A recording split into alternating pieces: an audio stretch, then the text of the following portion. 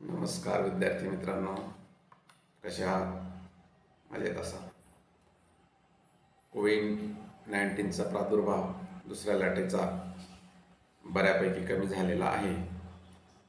Online शिक्षणाचे कामकाज अत्यंत सुंदरपणे विद्यालयाचे सन्माननीय प्राचार्य पाटील सर यांच्या मार्गदर्शनाखाली चालू आहे. सर्व शिक्षक तुम्हाला वेळच्या वेळी दिवसभरातून ठरल्याप्रमाणे वेळापत्रकानुसार व्हिडिओ पाठवत आहेत. सर्व विद्यार्थी ते व्हिडिओ बघतच असतील. विद्यार्थी मित्रांनो, नाशिक जिल्हा मराठा विद्याप्रसारक समाज संस्था आणि जनता विद्यालय ज्युनियर कॉलेज सातपूर या विद्यालयातील सर्व शिक्षक, सर्व कर्मचारी तुमच्यासाठी तुमचं अध्ययनाचं काम पूर्ण करण्यासाठी मेहनत घेत आहेत. त्याच मेहनतीचा भाग म्हणजे आजचं व्हिडिओ लेक्चर.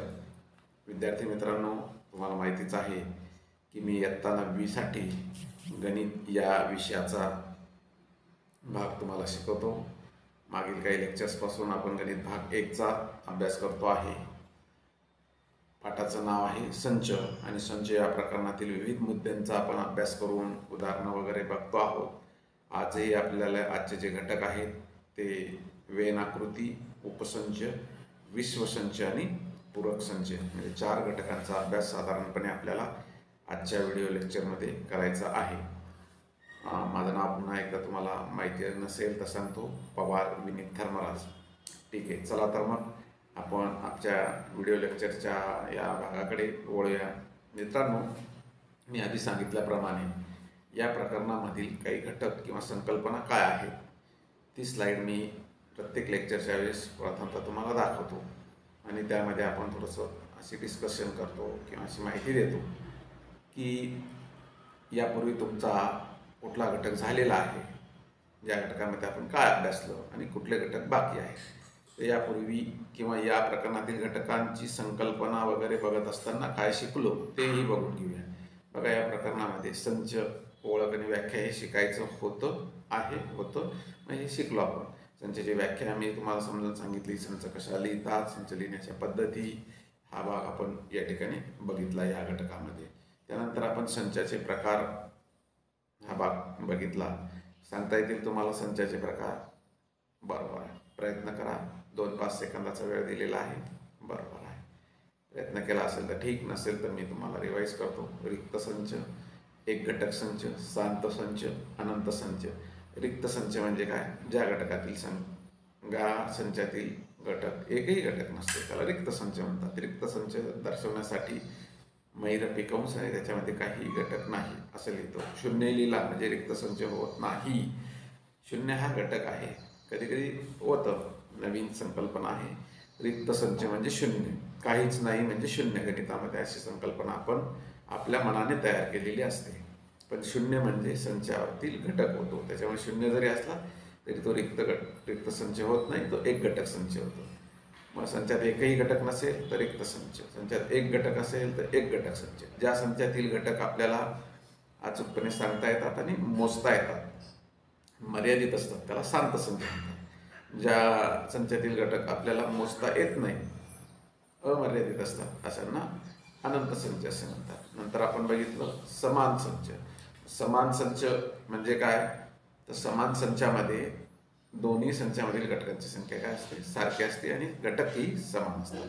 आजच्या व्हिडिओ लेक्चरमध्ये स्क्रीनवरती दिसतंय वेनचित्रे हा भाग आपल्याला अभ्यासावायचा आहे. त्याचबरोबर उपसंच आणि समान संच हे भाग आधीच अभ्यासलेला आहे. विश्वसंच आणि पूरक संच.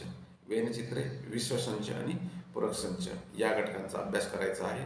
आणि पुढे जाऊन आपल्याला पुढच्या लेक्चरमध्ये छेद संच, संयोग संच आणि संचातील घटकांची संख्या, साधारणपणे या संकल्पना आपल्याला बघायच्या आहेत. त्यापैकी 3-4 संकल्पना झालेल्या आहेत. आजच्या संकल्पनाचा अभ्यासाला आपण सुरुवात करूया. ठीक आहे. मग आजचा जो घटक आहे तो म्हणजे वेन आकृती. मग काय आहे ही वेन आकृती? तर ते नावावरूनच लक्षात येतं. वेन हे नाव आहे काहीतरी, कुठलं तरी शास्त्रज्ञाचं. आकृती म्हणजे काहीतरी एक चित्र, फिगर ती असेल. बघूया वेन आकृतीची व्याख्या किंवा कसे आहे वेन आकृतीची संकल्पना. मग संच लिहिण्यासाठी याच्या आधी आपण बघितल्या यादी पद्धत आणि गुणधर्म पद्धत, 2 पद्धती होत्या. पण संच लिहिण्यासाठी बंदिस्त आकृत्यांचा उपयोग ब्रिटिश तर्कशास्त्रज्ञ जॉन वेन यांनी प्रथम केला. म्हणून अशा आकृत्यांना वेन आकृत्या म्हणतात. संच लिहिण्यासाठी बघा, याच्या आधीच्या व्हिडिओ लेक्चर्समध्ये आपण बघितलं की संच लिहिण्याच्या पद्धती, गुणधर्म पद्धती, यादी पद्धती छानपणे तुम्हाला ते लिहिता येतात, समजलेला आहे. नसेल समजलं तर तो व्हिडिओ बघायचा, मागचा व्हिडिओ डिलीट करायचा नाही. मी त्या व्हिडिओला नाव पण दिलेलं आहे, संच 1, संच 2, संच 3 भाग 3. हा संच भाग 3चा हा लेक्चर आहे आपलं. तर संच लिहिण्यासाठीच्या पद्धतीमध्ये तुम्ही ते व्हिडिओ लेक्चर बघा. त्यामध्ये मी संच लिहिण्याची पद्धत आणि कसे लिहायचे, कसं वाचायचं ते शिकवलेलं आहे. त्या उपरोक्त त्यापेक्षा वेगळा प्रयत्न वेन यांनी केलेला आहे, जॉन वेन यांनी. त्यांनी संच लिहिण्यासाठी मैरपी कंसाचा वापर नाही केला किंवा कुठला गुणधर्म नाही वापरला, तर त्यांनी आकृत्यांचा वापर केला, बंदिस्त आकृत्यांचा वापर केला. आणि म्हणून अशा आकृत्यांना वेन आकृत्या, त्यांच्याच नावाने त्या ओळखल्या गेल्या, वेन आकृत्या असं. बंदिस्त आकृत्या म्हणजे काय? वर्तुळ असेल, त्रिकोण असेल, चौकोन असेल, षटकोन असेल, ज्या काही आकृत्या आपण बघितल्या द्विमितीय आकृत्या, त्या द्विमितीय आकृत्यांचा बंदिस्त असलेल्या चा उपयोग त्यांनी केला, म्हणून त्यांना वेन आकृत्या असे म्हणतात. ठीक आहे. मग वेन आकृत्या संच दाखवणे हे कशा प्रकारे दाखवतात, एक उदाहरण आपण तुमच्या समोर ठेवतो आहोत. उदाहरण आहे संच ए. संच एचे घटक आहे मैरपी कंसात 1, 2, 3, 4. म्हणजे संच ए मध्ये एकूण किती घटक आहे? 4. मग हा संच आपल्याला वेन आकृत्यांच्या सहाय्याने कसा दाखवता येईल? तर कुठलं तरी एक चित्र घ्यायचं, कुठली तरी एक आकृती घ्यायची, चौकोन, त्रिकोण, वर्तुळ, आणि त्यामध्ये हे घटक दाखवायचे. त्याच्या बाहेर किंवा मध्ये त्या संचाचं जे नाव आहे ते द्यायचं. बघूया स्क्रीनवरती मी दाखवतोय, हे वर्तुळामध्ये दाखवतोय. आता वर्तुळामध्ये हे घटक आपण टाकणार आहोत. 1, 2, 3, 4 आणि संच लिहिलेला आहे. अंडाकृती आकृती काढलेली आहे. वर्तुळ काढू शकतो, अंडाकृती आकृती काढू शकतो आणि संचाला नाव दिलंय बघा ए. अशा प्रकारच्या लिहिण्याच्या पद्धतीला वेन आकृती असे म्हणतात. बरोबर. मग अजून तुम्ही काय अंडाकृती आकृती पूर्ण वर्तुळ पण घेऊ शकतात तुम्ही. बरोबर. त्यानंतर तुम्ही त्रिकोण घेऊ शकतात, काटकोन घेऊ शकतात. स्क्रीनवरती दाखवतो बघा तुम्ही. हायर संच आपण ह्या चौकोनामध्ये लिहू शकतो. त्रिकोण, हा त्रिकोण समभुज त्रिकोण आहे. तुम्ही समभुज नाही वापरू शकत. वापरायचं असेल तर तुम्ही समद्विभुज वापरू शकतात, विषमभुज वापरू शकतात, काटकोन त्रिकोण वापरू शकतात, काही वापरू शकतात. अशा प्रकारे वेन आकृती ही हा घटक आपल्याला या ठिकाणी समजून घेता येईल. आता स्क्रीनवरती जी माहिती लिहिते आहे किंवा व्हिडिओ लेक्चर जे चालू आहे, पॉज करून घ्यायचा आहे किंवा बऱ्यापैकी वेळ तुम्हाला असतो, नसेल तर पॉज करून घ्यायचा आहे, वरची माहिती लिहून घ्यायची आहे. हे सर्व मुद्दे तुमचे पाठाच्या आपल्या नोटबुकमध्ये, वर्गपाठाच्या वहीमध्ये असणं गरजेचं आहे. कळलं? वेन आकृती. बरोबर. आपण नंतरच्या भागामध्ये उदाहरणं बघणार आहोत, त्यावेळेसही या ठिकाणी तुम्हाला वेन आकृती ही संकल्पना पुन्हा एकदा समजेल. पुढच्या भागाकडे वळूया मित्रांनो. पुढचा भाग आहे उपसंच. उपसंचाची प्रथमतः व्याख्या बघूया. बघा, जर तुमच्याकडे 2 संच आहेत, जर ए आणि बी 2 संच असतील, 2 संच ऑलरेडी आहेत, ए एक संच आहे त्याच्यात काही घटक आहे, बी हा संच आहे त्याच्यात काही घटक आहेत, आणि संच बीचा प्रत्येक घटक, म्हणजे बघा इथे फार महत्वाची गोष्ट, संच बी, ए आणि बी 2 संच आहेत, त्यामधील संच बीचा प्रत्येक घटक एचा देखील घटक असेल. बघा पुन्हा एकदा सांगतो, समान संचची व्याख्या आपण अभ्यासली होती का नाही? काय होतं त्याच्यात? संच ए आणि बी असतील, ए आणि बीच घ्यायचं का नाव? तसं काही नाही, एक्स घ्या, वाय घ्या, झेड घ्या, ए पासून झेड पर्यंत काही नाव घ्या. 2 संच असेल, 3 संच असेल, त्या संचातील घटकांची संख्या सारखीच असेल, तेच असतील, संच घटक तेच असतील, त्यांना समान संच म्हणतात. तसं तिथे 2 संच आहे, हे समान आहेत का? नाही, असू शकतात. संच बीचे प्रत्येक घटक, फक्त इथं बी वर कॉन्सन्ट्रेट करायचं आपल्याला. 2 संच आहे, त्यापैकी एका संचाचा प्रत्येक घटक हा दुसऱ्या संचाचा देखील घटक असेल, तो घटक असेल तर संच बीला एचा उपसंच असे म्हणतात. लक्षात येते? परत एकदा सांगतो, 2 संच आहेत, 2, एक आहे ए, एक आहे बी. बी मध्ये समजा 2 घटक आहेत, ते 2च्या 2 घटक ए मध्ये समजा 5 घटक, पण बी चे दोन्ही घटक ए मध्ये सुद्धा दिसत असतील किंवा असतील तर बी ला एचा उपसंच असे म्हणतात. उपसंच दाखवण्यासाठी सी काढून त्याच्या खाली आडवी रेष ओढायची आहे. बी उपसंच ए अशा चिन्हाने दाखवतात. त्याचं वाचन मी आता जसं केलेलं आहे तसंच याचे वाचन करतात बी उपसंच संच ए किंवा संच बी उपसंच ए असे लिहितात किंवा बी उपसंच ए असं पण लिहितात किंवा बी हा एचा उपसंच आहे असं म्हणतात, वाचतात. आलं लक्षात? पुन्हा एकदा नवीन संकल्पना आहे चिन्हासाठीची. बघा मित्रांनो, मी या प्रकरणामध्ये तुम्हाला belongs to, does not belongs to म्हणजे चा घटक असणे, चा घटक नसणे हे चिन्ह आपण बघितले. वेनाकृती ही नवीन भाग बघितला. आता उपसंच दाखवण्यासाठीचं हे चिन्ह सी काढायचं, त्याच्या खाली अंडरलाईन किंवा रेषा ओढायची. हे तुम्ही वहीच्या मागच्या बाजूला समरी म्हणून किंवा सारांश म्हणून तुम्ही लिहून घेऊ शकता. आणि मग एखाद्या वेळेस तुम्ही सहजपणे बसलेला वही चालताय तर त्या ठिकाणी तुम्हाला इथे चिन्ह वगैरे दिसत जातील आणि सराव पण होईल, तुम्हाला तुमच्या डोळ्याकडून जातील. तर ते मागच्या बाजूला महत्त्वाच्या काही गोष्टी तुम्ही लिहू शकतात. तर इथं झाला हा उपसंच घटक आपला. उपसंच दर्शवण्यासाठी सी आणि खाली अंडरलाईन ओढली जाते. ठीक आहे, काही उदाहरण बघूया. एक उदाहरण घेऊया.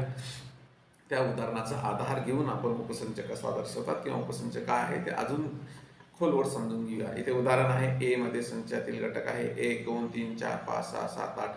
काही मित्रांना, काही विद्यार्थ्यांना असं लक्षात येईल का सर 1 2 3 4 असंच असतात का? नाही. तुम्ही 1 2 3 4 5 6 7 8 ऐवजी तुम्ही आठवड्याचा वारांचा सुद्धा संच घेऊ शकता. सोमवार मंगळवार बुधवार गुरुवार शुक्रवार शनिवार रविवार इथपर्यंत. आणि फक्त उदाहरण घेण्यासाठी आपण हा एक संच निवडलेला आहे. बी दुसरा एक संच आहे, त्याच्यामध्ये 2 4 6 8 साधारणपणे विचार केला, गुणधर्म निवडण्याचा प्रयत्न केला तर गुणधर्म काय आहे? समसंख्या आहे. पहिल्या याच्यात गुणधर्म काय? नैसर्गिक संख्या आहेत, पण कुठपर्यंत आहे? 8 पर्यंत आहेत. ए चे घटक एक्स असे आहेत की एक्स बिलॉंग्स टू एक्स यांचे घटक आहे कॉमा एक्स हा 8पेक्षा 9पेक्षा लहान आहे, असं गुणधर्म पद्धतीने ते लिहिता येतील. आणि इकडे आहे एक्स हा एक्सचे घटक बीचे घटक एक्स असे आहेत की एक्स हा नैसर्गिक संख्या आहे, नैसर्गिक समसंख्या आहे आणि 9पेक्षा लहान आहे. मग 2 4 6 8 म्हणजे उदाहरण फक्त हेच यादी पद्धतीचं गुणधर्म पद्धतीने कसं लिहितात हे मी सांगण्याचा प्रयत्न केलेला आहे. ठीक आहे. आता इथे संच ए मधील घटक आहे 1 2 3 4 5 6 7 8. संच बी मध्ये घटक आहेत 2 4 6 8. मग बघा बीचे घटक 2 ए मध्ये आहे का? आहे. बीचा घटक 4 ए मध्ये आहे का? आहे. बीचे घटक 6 ए मध्ये आहे का? आहे. 8 आहे. म्हणजे संच बी मधील प्रत्येक घटक हा संच ए चा घटक आहे. म्हणजे आपल्या व्याख्येनुसार मग काय झालं? बी हा ए चा उपसंच आहे. चिन्हाच्या सहाय्याने कसं दर्शवतात ते स्टेजवरती येणं. बी मधील प्रत्येक घटक ए चा देखील घटक आहे, म्हणजेच बी उपसंच ए किंवा बी हा संच ए चा उपसंच आहे. कळाली संकल्पना? Very good. ठीक आहे, चला पुढे जाऊया आपण. पुढचा मुद्दा आहे विश्वसंच. बघा आता एक साधं उदाहरण त्याच्यासाठी आपण घेऊया. आपला भारत देश कुठे आहे? जगामध्ये, बरोबर ना? जगाला दुसरं नाव काय देतो आपण? दुसऱ्या भाषेत मराठीचं समांतर म्हणतो विश्व, विश्वातील किंवा जगातील असं म्हणतो. मग भारतासाठी संपूर्ण विश्व, संपूर्ण जग, पूर्ण पृथ्वी तर हे काय आहे? हे काय आपल्यासाठी? सॉरी, भारत हा विश्वामध्ये आहे का विश्व हे भारतामध्ये आहे? जग हे भारतामध्ये, भारत जगामध्ये आहे. तसं भारतामध्ये महाराष्ट्र राज्य आहे. महाराष्ट्र राज्यामध्ये नाशिक जिल्हा आहे. नाशिक जिल्ह्यामध्ये आपलं नाशिक शहर आहे. बरोबर? ही गोष्ट समजली असेल तर मला, तर यावरूनच आपण विश्वसंचाच्या व्याख्येकडे जाऊया. बघा विद्यार्थी मित्रांनो, विश्वसंच म्हणजे काय? आपण ज्या संचाचा विचार करणार आहोत, जे आपल्याकडे एक संच आहे, त्या संचाचा विचार करणार आहोत, त्या सर्वांना म्हणजे जे काही संच आहेत आपल्याकडे 2 आहेत 4 आहेत 6 आहेत 8 आहेत, त्या सर्वांना सामावून घेणारा एक मोठा संच विश्वसंच म्हणून ओळखला जातो. मग मी आता सांगितलं भारत, ऑस्ट्रेलिया, जपान, नाशिक, महाराष्ट्र हे कुठं आहे? विश्वात आहे. मग हे संपूर्ण विश्व या देशांना, जिल्ह्यांना, राज्यांना सामावून घेतो. म्हणून विश्व हे या संपूर्ण बाकीच्या देशांसाठी विश्वसंच म्हणून कार्य करतो. आलं लक्षात? अजून भारताचं उदाहरण घेऊ. भारतामध्ये किती राज्य आहेत? असंख्य राज्य आहेत. 5 राज्यांचं उदाहरण घेऊ. महाराष्ट्र आहे, पंजाब आहे, मणिपूर आहे, आसाम आहे, नागालँड आहे. हे पाचही राज्य भारतात आहेत का? हो. मग 5 राज्य हे आपण घेतले आणि त्या संचांचा विचार केला तर हे 5ही राज्य भारत या देशामध्ये आहेत. म्हणून हे 5 राज्यांचा विश्वसंच कोणता होतो? भारत होतो. कारण की या 5ही राज्यांना कोण सामावून घेतं? भारत हा देश सामावून घेतो. का पाकिस्तान सामावून घेतो? का ऑस्ट्रेलिया सामावून घेतो? नाही. आपल्याला नाशिक जिल्ह्याला, महाराष्ट्राला, नागालँडला, आसामला ऑस्ट्रेलिया सामावून घेत नाही. हां, भारत सामावून घेतो. त्याचप्रमाणे जग सामावून घेतलं का? हो. या 5 राज्यांसाठी भारत हा विश्वसंच आहे. त्याचबरोबर संपूर्ण जगसुद्धा एक विश्वसंच आहे.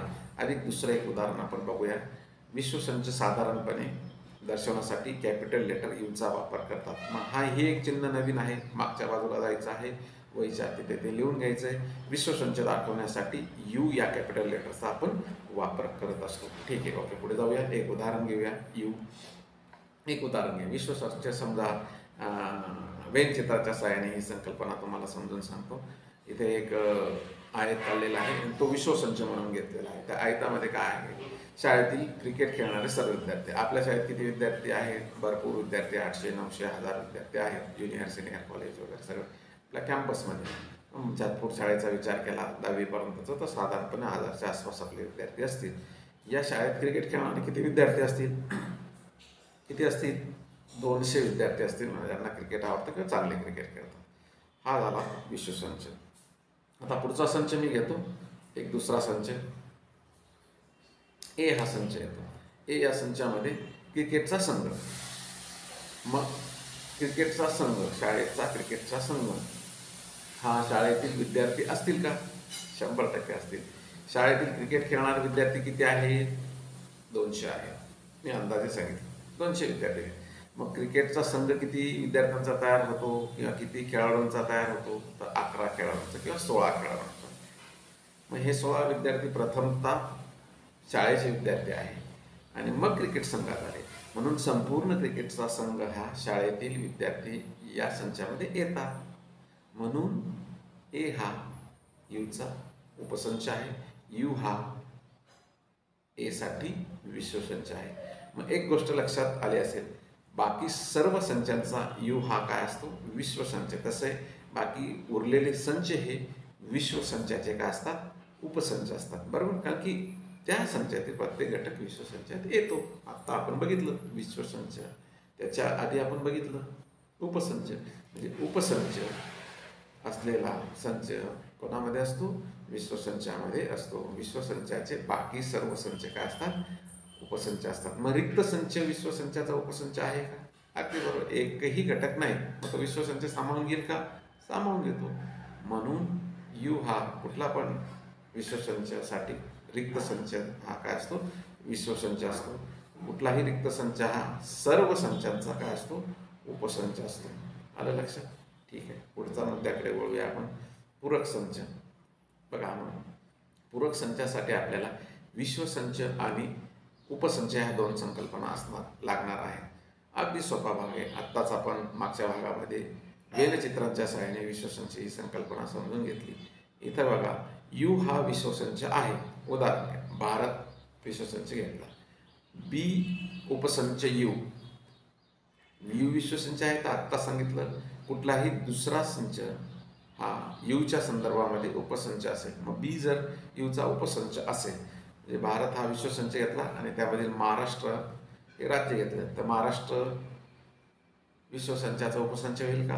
अगदी बरोबर. महाराष्ट्रातील सर्व घटक, झाडे, वस्तू, माणसं सगळे भारतामध्ये येतात. म्हणून महाराष्ट्र हा भारताचा उपसंच आहे. तर बी मध्ये नसलेल्या, बघा महत्वाचा, आता बी हा म्हणजे महाराष्ट्र हा उपसंच झाला, पण बी मध्ये नसलेल्या परंतु विश्वसंच यू मध्ये असलेल्या घटकांच्या संचाला बीचा पूरक संच म्हणतात. पुन्हा एकदा सांगतो, हे सोप्या भाषेत सांगतो. भारत विश्वसंच आहे. भारतातील एक राज्य महाराष्ट्र हे उपसंच आहे. भारतात बाकीचे सर्व राज्य आहेत. महाराष्ट्र सोडून बाकी जे राज्य असतील ते राज्य म्हणजे महाराष्ट्र या संचाचा पूरक संच. बरोबर.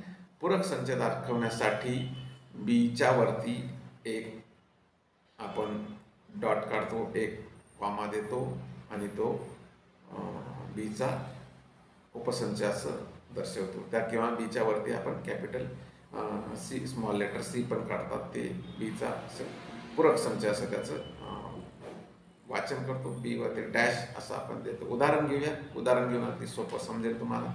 म्हणून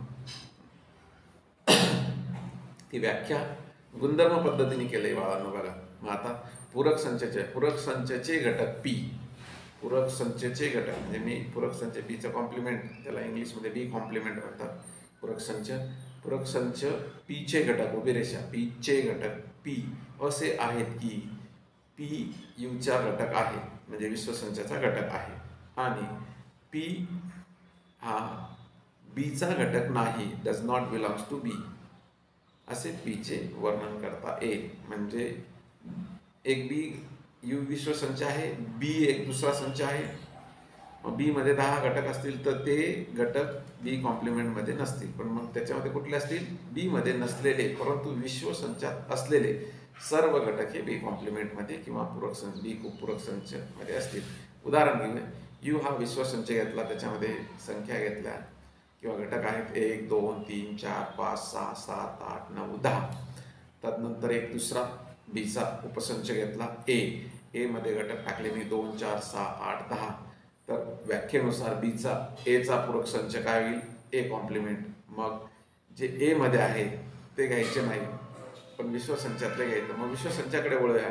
एक आहे का ए मध्ये? नाही, मग तो घ्या याच्यामध्ये. 1 2 आहे का? आहे, मग तो घेता येणार नाही. 3 घेतला. 4 आहे का? तो पूरक संच तो ए संचामध्ये आहे, तो घ्यायचा नाही. मग 5 7 9 अशा पद्धतीने आपल्याला त्या ठिकाणी काय करता येईल? ते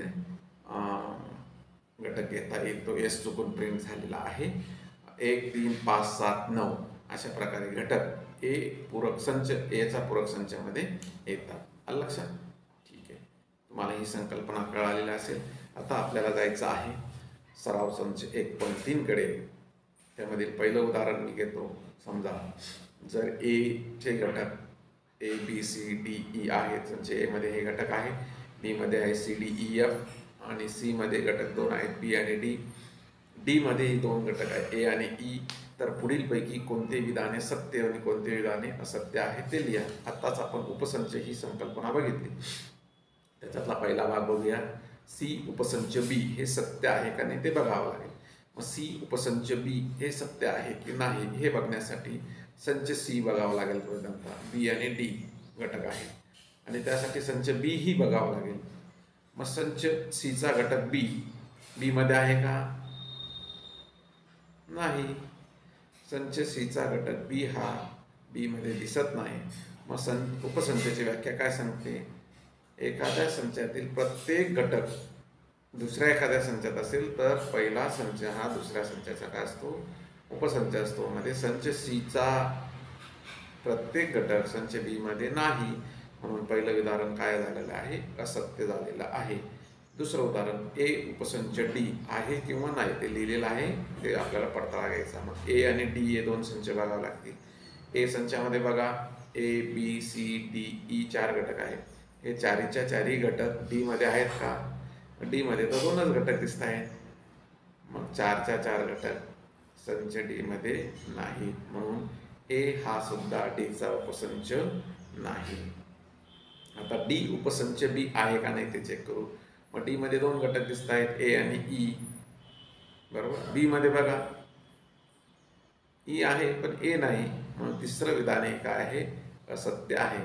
चौथं विधान डी उपसंच ए, डी आणि ए मध्ये डीचे घटक बघू. ए मध्ये आहे का? आहे. डीचा घटक ई संच ए मध्ये आहे का? आहे. म्हणजे डीचे दोन्ही घटक ए आणि ई संच ए मध्ये आहेत, म्हणून डी हा एचा उपसंच आहे. हे विधान काय आहे? सत्य आहे.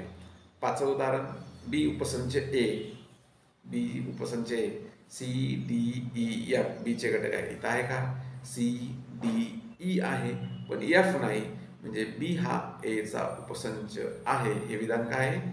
असत्य आहे. सी उपसंच ए, सीचे घटक बी आणि डी आणि ए मध्ये काय आहे? बी आणि डी, म्हणून सी उपसंच ए हे विधान काय आहे? सत्य आहे. ठीक आहे, याची उत्तरं मी तुम्हाला स्क्रीनवरती दाखवतो. सराव संच 1.3 मधील हा पहिला भाग आपण बघितला. मी आधी सांगितल्याप्रमाणे बी संच एचा घटक नाही, असत्य. डी उपसंच ए हे पण असत्य आहे.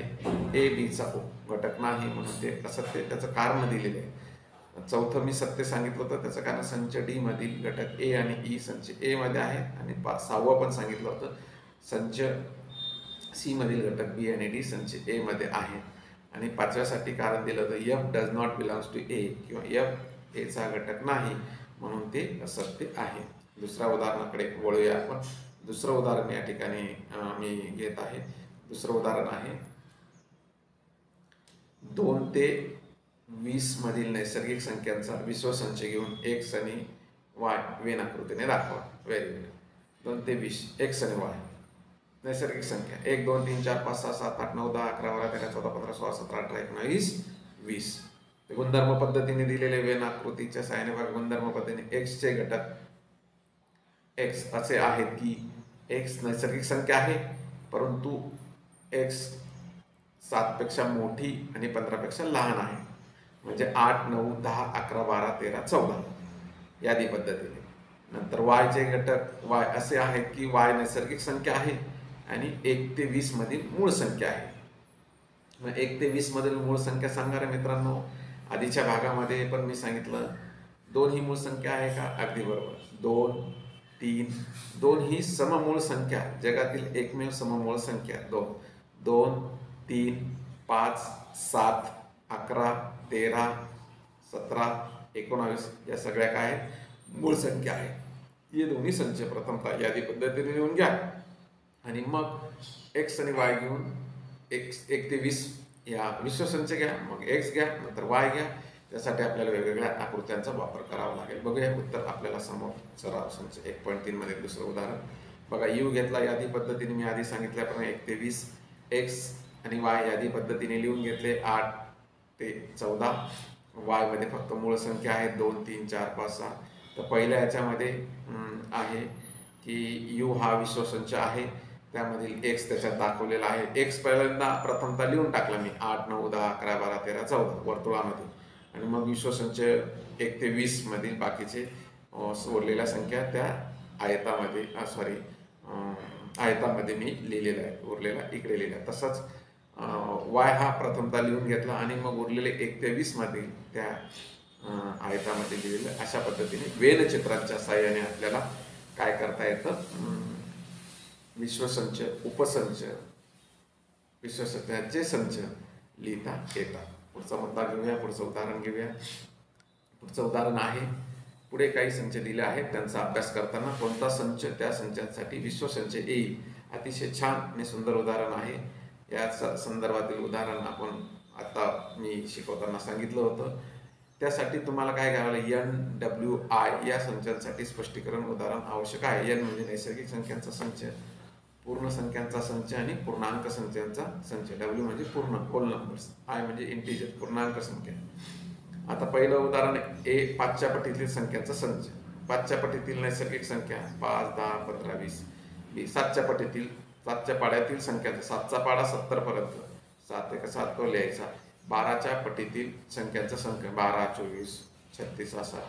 दुसरं उदाहरण आहे 4च्या पटीतील पूर्णांक संख्यांचा संच, फक्त पूर्णांक 4 8 12 सर्व समवर्ग संख्यांचा संच. त्या संख्यांचा समवर्ग होतो, समवर्ग संख्यांचा संच. ठीक आहे, बघूया. हे 6वं उदाहरण आहे. मधले उदाहरण तुमच्यासाठी N लिहिला आहे मी, W दिला आहे. नैसर्गिक संख्यांचा संच, W म्हणजे पूर्ण संख्यांचा संच. याच्यानंतर पूर्णांक संख्यांचा संच. ए मध्ये 5च्या पटीतील संख्या आधी सांगितल्याप्रमाणे, 7च्या पटीतील 12च्या पटीतील. हे A B C यासाठी N पण W पण I पण सर्व संच साठी हे तिन्ही संच विश्वसंच म्हणून घेता येतील. आता P दिलाय 4च्या पटीतील आणि T दिलेला आहे पूर्ण वर्ग संख्या 2 4 6. तिन्ही परत एकदा या संख्या परत एकदा N W आणि I मध्ये येतात, म्हणून P आणि T च्या संदर्भामध्ये NWI हे विश्वसंच होतील. ठीक आहे, पुढे जाऊया मित्रांनो. आता